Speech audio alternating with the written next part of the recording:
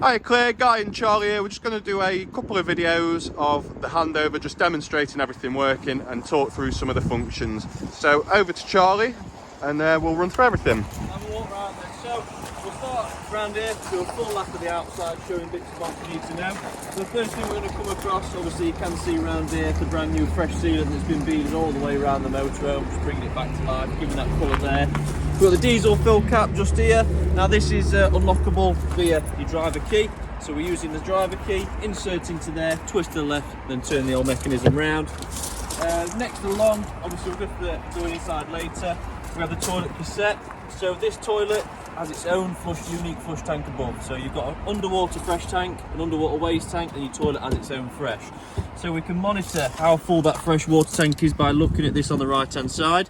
So this is there to tell us at the minute we're half full, when realistically probably 3/4, because it only ever goes up to about this point here.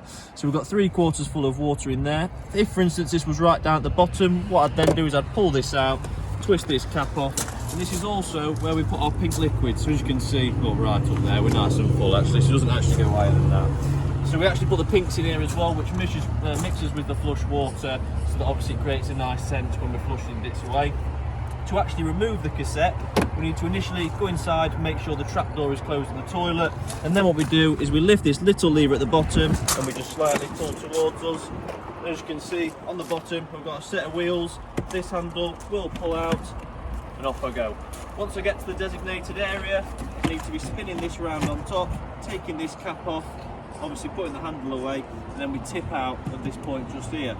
You will notice on this, you've got measurements. This is because this is where you put your blue liquid. So your blue toilet liquid goes in there, we tip that back in, spin it on, push this back round, push all the mechanism back in together, and then what we do is obviously you've got some cables in here for your toilet flush, so just make sure they're tucked out the way nicely, and then push that all the way back in until the green clip sits behind that marker there. That's your cassette emptied. Next we've got the gas locker, so if I pop this open, we'll come round to this side, you've got your gas bottle, we have a little reader on top that tells us how full the gas bottle is, and to obviously get the gas flowing through, we need to get this dial on the side here and turn it left. Obviously it's open at the minute, ready for demonstration, but it has a plus and a minus on there. We twist to the plus side to open that gas bottle up. And that is it with your gas, to be honest with you. It's a nice big bottle, so it should last you plenty long enough as well. At the back then we've got the water fill up, so if I get the keys out, just to show you, you have to push that down, insert one of the hub keys, whichever one it may be, twist to the left, and then we can twist that open. It works in the exact same fashion as your diesel fill cap. We can then put the hose pipe in there, and that's going to fill that water tank up. Now you've got approximately 100 litres in your fresh water, so when you're filling it up, we can go inside, look at the control panel, we can see how full the water tank is, or it does have a natural overflow. So if you left those pipe in there all day, water still won't flood your motor because it'll overflow straight onto the ground.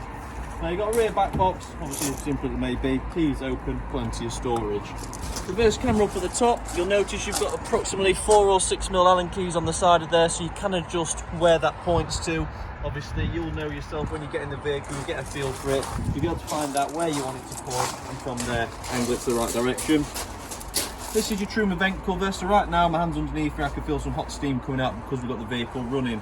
Now all this is basically just like at home, you turn the boiler on, steam comes out your house, it's an exhaust for all the heat escaping from that boiler.